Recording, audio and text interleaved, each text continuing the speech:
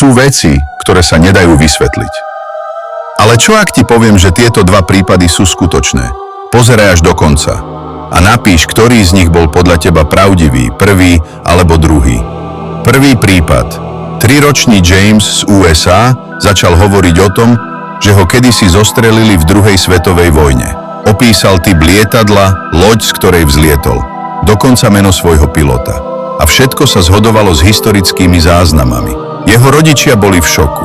Druhý prípad. Malý chlapec v Indii tvrdil, že bol znežitý v minulom živote. Dokonca políciu priviedol na miesto, kde vraj ležalo jeho telo. A tam skutočne našli kostru so zraneniami, ktoré opísal. A to nie je všetko. Ukázal na muža z dediny a povedal: toto je môj vrah.